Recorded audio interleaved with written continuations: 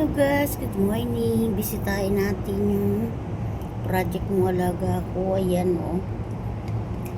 Tumutubo na siya.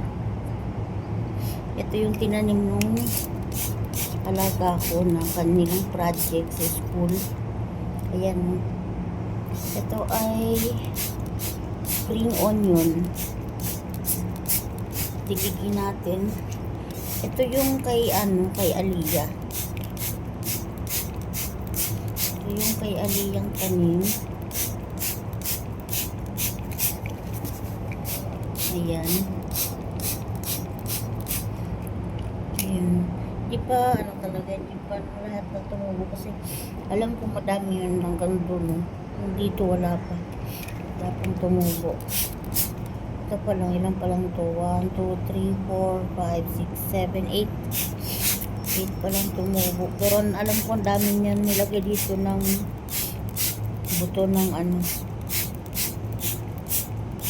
bunga ng spring onion. Tapos yung kay Audrey wala pa. Bakit kaya?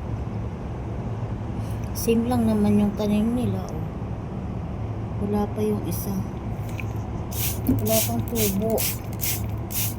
Mas malamig ng kamay nung ni Aliyah. Ito wala pa talaga. Wala ka pa makikita.